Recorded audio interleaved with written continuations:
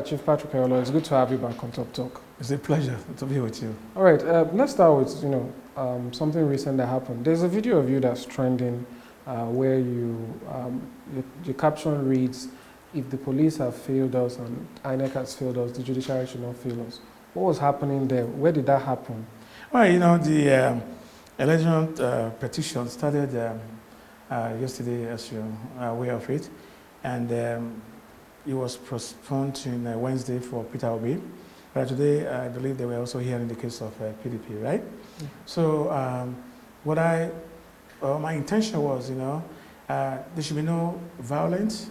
I believe in love. I believe in approaching things in a more modest and civilized way. So I wanted to let the world know that there was a rape in the last election, and the military, the police, the law enforcement, they have failed us. So the last hope of a common man is the judiciary. For me, it doesn't matter who is declared winner, but at least let's do things in an upright way, in a normal way, because the world is watching us, and the judiciary is the foundation of this country. If everything fails, the judiciary shouldn't fail. And we're also, advocating. I've said it loud that it should be televised because about 100 million people have been disenfranchised. And it's not everybody that can go to court. And perhaps the courts will not accommodate everybody. So my outcry is for the world, for the press, for the people, for the masses, to support my cause, because injustice done to one is done to all. All right, that's fair enough.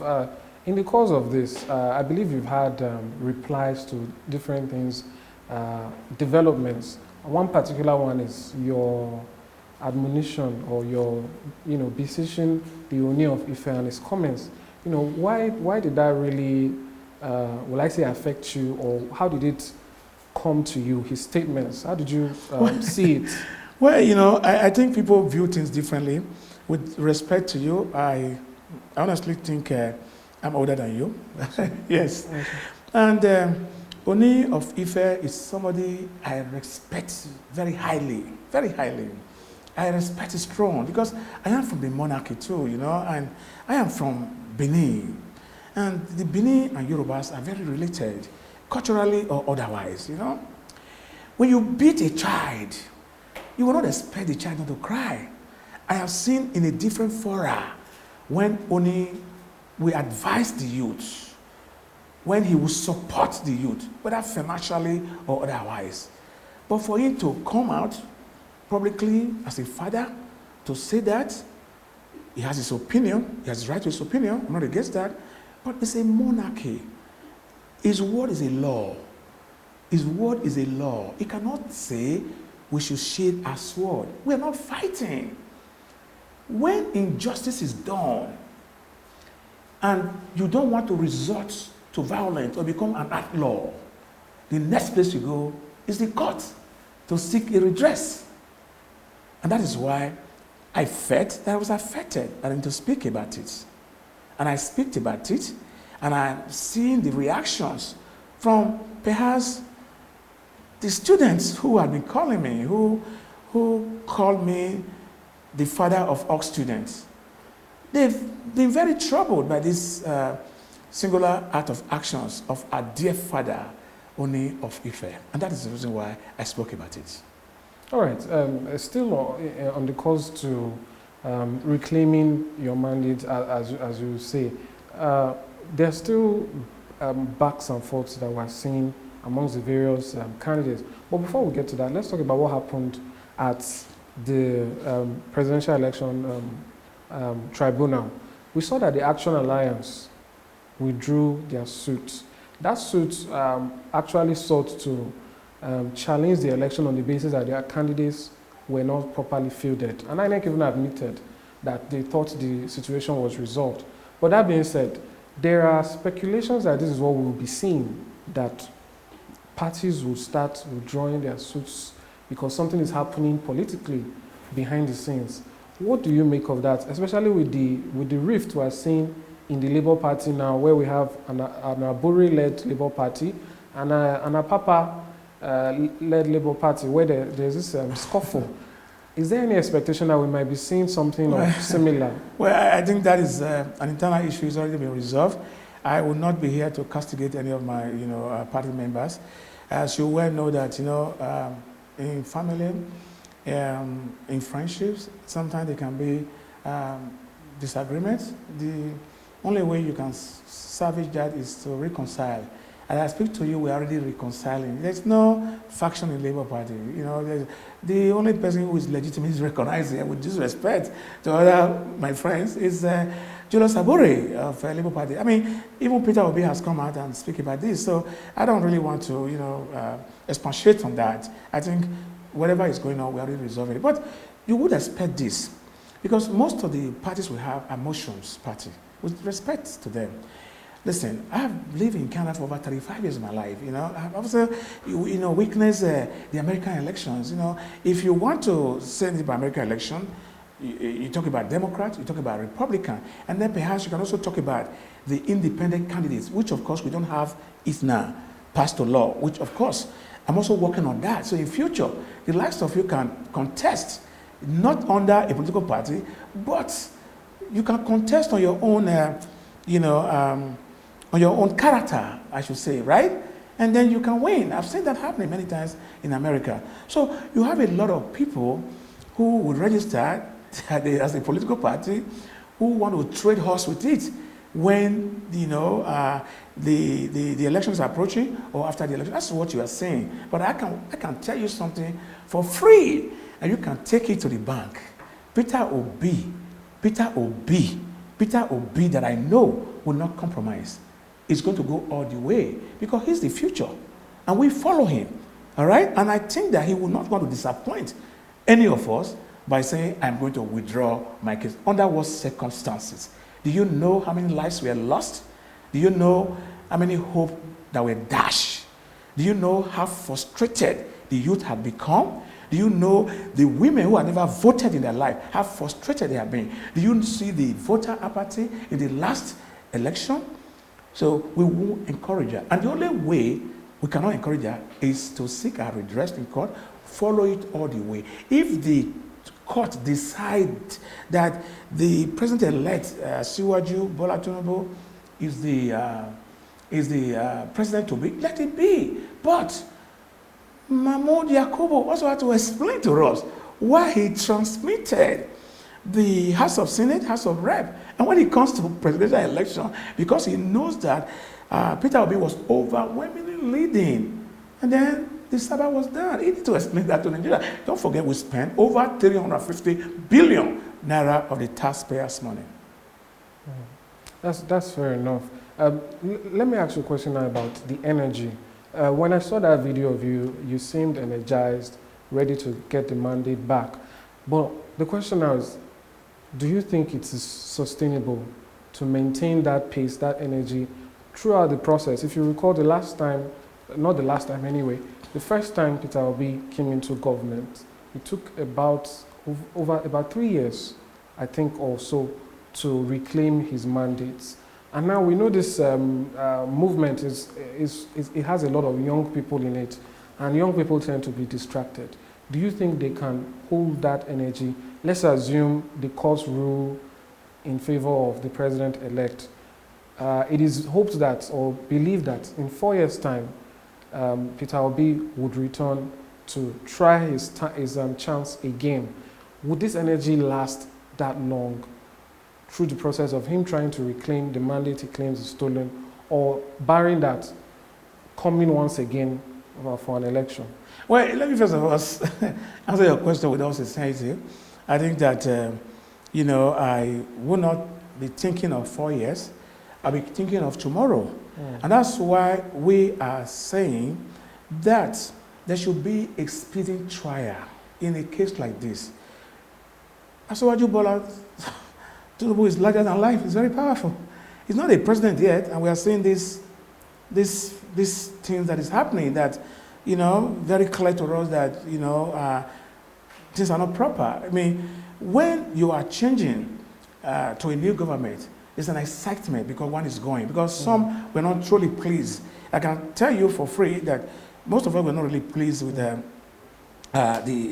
7 plus or almost 8 years of President Buhari. I voted for him. I am not going to deny that. But at least because I know that I was voting at that time for somebody I understand very clearly that himself and Diagbon tried to bring back war against discipline. I also know categorically that as a person is not corrupt.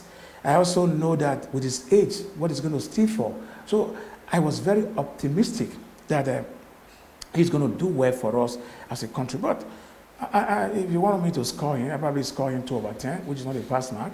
And also too, I've said it several times that if you can't trust a messenger, you can't trust his message. It's surrounded by very corrupt people, and that's why we couldn't see the light of the day of his government. Just going back a little bit.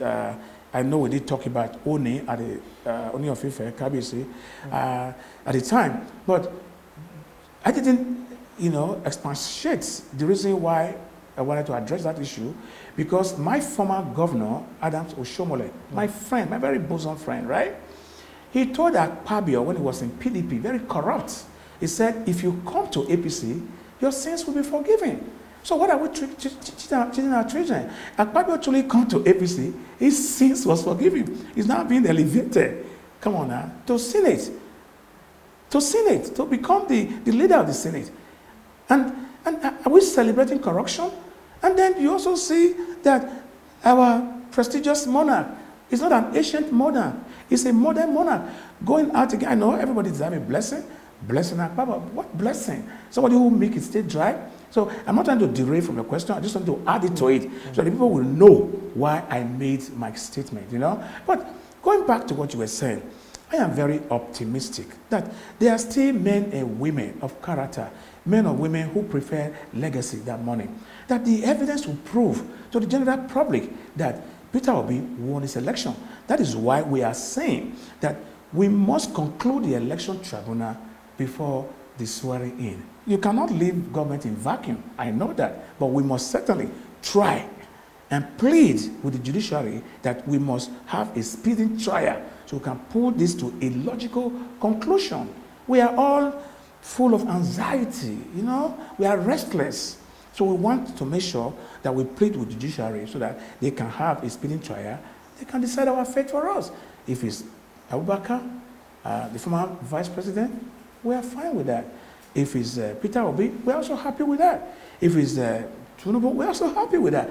But, like I said, court is a last hope for a common man. If you don't see the obedient in the street, protesting or demonstrating, don't say we are not there. We are out there, but we don't want to be destructive. Well, Nigeria doesn't need that. We don't want to go out there breaking government property. No, we condemn that.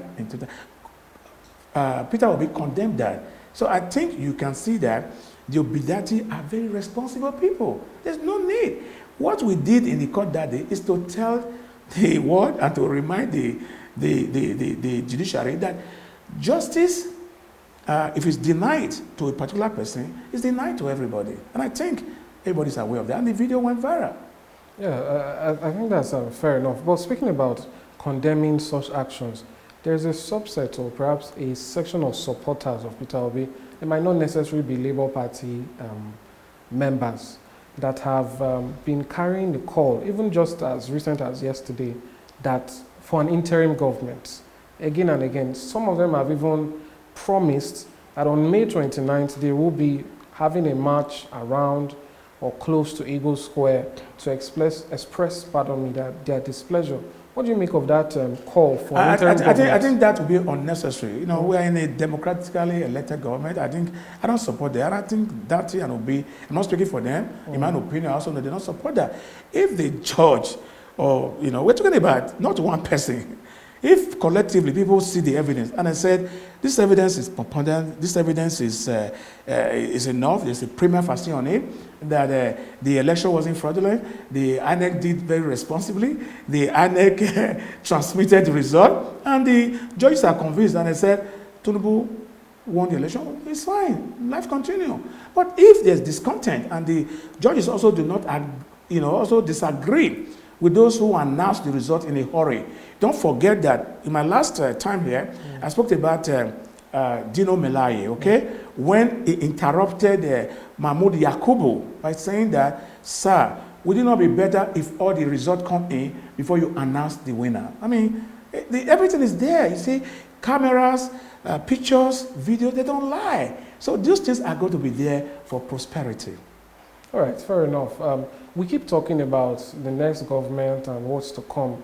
You already gave your scorecard for the Buhari administration, but there are still some things happening now that will coincide with next month and the beginning of a new administration, particularly the issue of fuel subsidy. Recently, the federal government borrowed, so to speak, about 800 million to ameliorate the effects of subsidy.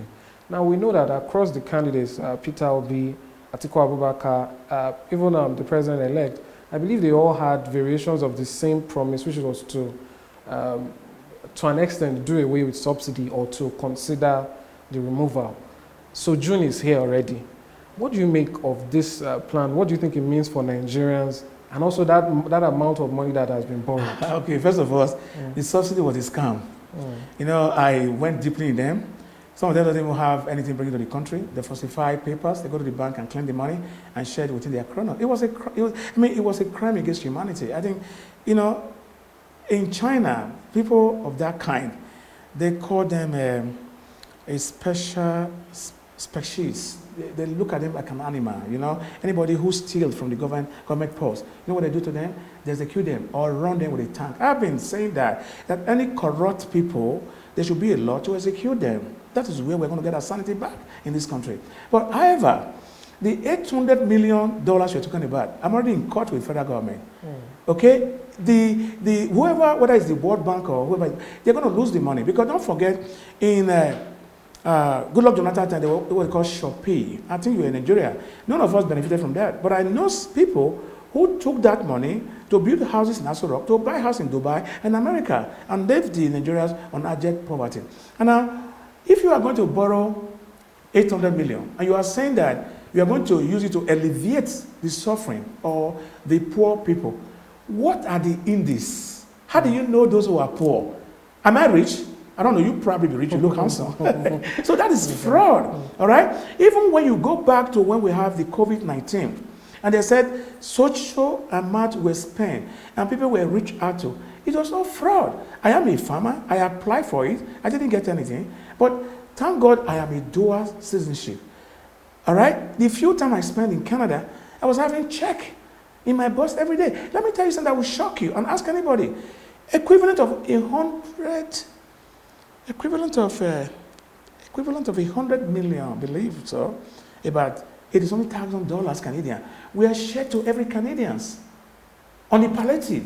You can ask anybody. Even there was even a grant they were giving, and the grant is not payable back. So why is the rich think that they own Nigeria?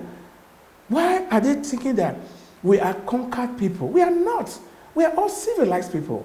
They are taking undue advantage of us. I think the 800 million is unnecessary. We shouldn't borrow the money. Because when they borrow the money, the people who are going to leave very shortly are going to divide the money.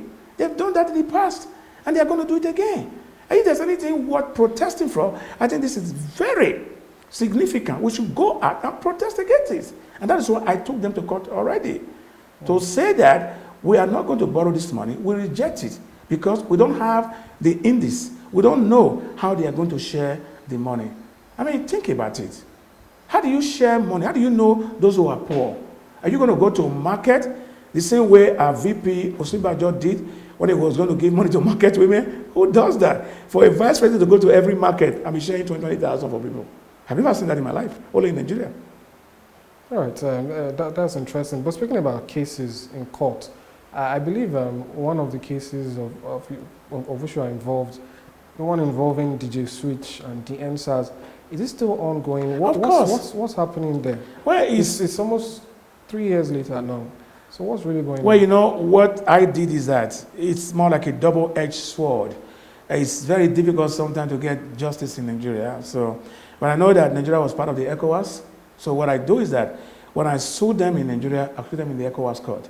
ECOWAS court is very busy. So sometimes, I know justice delay is justice denied, but they're very busy. I'm happy that they've accommodated me, accommodated my lawyer, so we are still on it.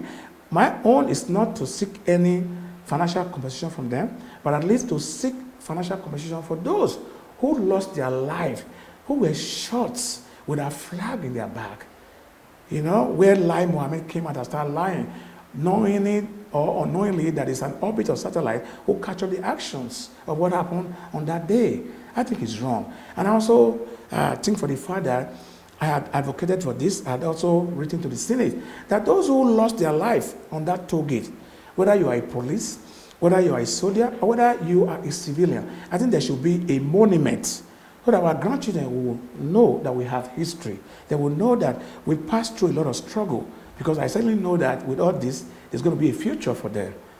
That's the reason why I am bet on in continuing with this case. All right. Now, moving back now to the present, let's round it up with this. I'm sure you'll probably be around for, once again, for the continuation of the suit by Peter Obi, possibly. So I'd like to get your final thoughts on that. You know, your general recommendations, advice to all stakeholders involved as regards petitions, perhaps if not just from Peter Obi, from the others. What do you see in terms of this election tribunal, and what are your thoughts about it at the end of the day? Well, you know, I think most people don't trust the judiciary, but I mean, you can't have your cake and have it. The police can be for you or against you. The judiciary can also be for you or against you. There are sometimes you think you have the best case, and you'll be shocked when your case is dismissed. So my appeal is that we don't have any other country. Nigeria belongs to all of us. Whether you are AC, APC, ACN, AFGA, PDP, Labour Party, or what have you. Let us, you know, conduct ourselves in a responsible manner. Let us have faith. Let us trust the judiciary. Let us believe that there are still men of competence and character. Let us be law-abiding. You know what I mean? And finally, let me also say that some of our royal father should not be jumping into politics, because it will be, you know, like as if we are in the ancient days. We are, you know, this is a new era, and the little ones and the youth should be given a chance, you know. And we've seen countries like Scandinavia, some European country where you have 22 years old as a mayor, 25 years old as a governor. Let's give opportunity to people like you, you know. I mean, let us retire and sit back and give them the proper advice. I believe that a better Nigeria is possible. Thank you so much, Chief. Thank you. Always a pleasure to have you. Thank you so much. much.